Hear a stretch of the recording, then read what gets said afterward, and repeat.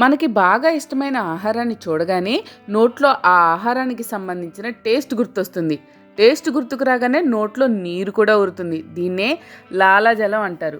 ఈ లాలాజలం అనేది జస్ట్ నీరేనా, లేక ఈ నీటిలో ఇంకా ఏమన్నా ఉన్నాయా? వాటి వల్ల మనకేమైనా ఉపయోగమా?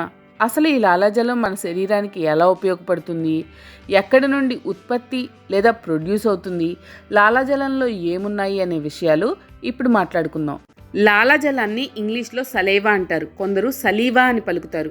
నీరులాగా నోట్లో ఊరే లాలాజలం అనేది క్షారగుణం కలిగిన ద్రవం, అంటే ఆల్కలైన్ లిక్విడ్ అన్నమాట. లాలాజలంలో 98% నీరుంటుంది. మిగతా 2% సేంద్రియ అసేంద్రియ లవణాలు ఉంటాయి. అంటే 2% ఆర్గానిక్ ఇనార్గానిక్ సాల్ట్స్ ఉంటాయన్నమాట.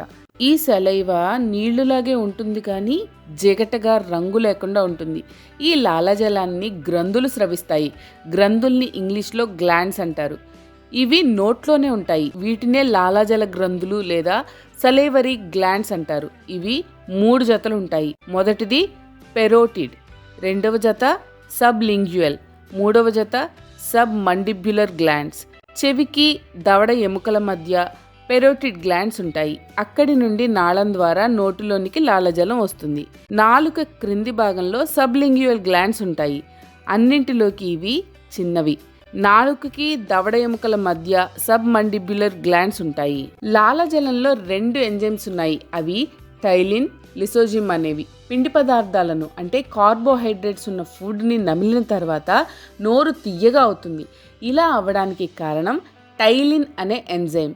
ఆహారంలోని పిండి పదార్థాలని చిన్న గ్లూకోజ్ అణువులుగా మార్చడం వల్ల నోటికి తీయదనాన్ని కలిగిస్తుంది టైలిన్ అనే ఎంజైమ్. గాలిలో మనకు హాని చేసే సూక్ష్మజీవులు లేదా మైక్రో ఆర్గానిజమ్స్ ఉంటాయి కదా, అవి నోటి ద్వారా శరీరంలోనికి ప్రవేశించాలని చూస్తూ ఉంటాయి. వాటిని లిసోజిమ్ అనే ఎంజైమ్ అడ్డుకుని దారిలోనే నాశనం చేస్తుంది. సో లిసోజిమ్ అనే ఎంజైమ్ వల్ల మన శరీరానికి హాని చేసే సూక్ష్మజీవులు నోటి ద్వారా శరీరంలోనికి వెళ్ళలేవు అన్నమాట.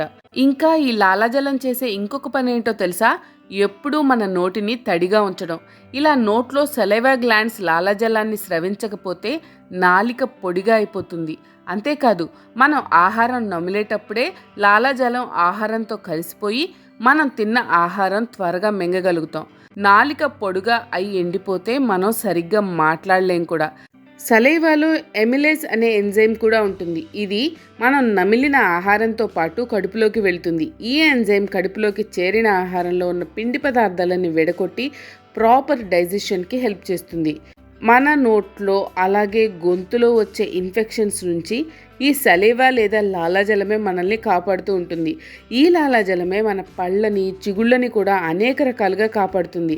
నిజానికి లాలాజలం మనకి ఇంత హెల్ప్ చేస్తుందని ఆలోచించి ఉండం కదా. మీకు ఈ వీడియో ఇన్ఫర్మేటివ్గా అనిపిస్తే ఒక లైక్ కొట్టి అందరికీ షేర్ చేయండి. అలాగే మరెన్నో ఇన్ఫర్మేటివ్ వీడియోస్ అప్డేట్స్ కోసం సబ్స్క్రైబ్ చేయండి. Thank you so much for watching this channel.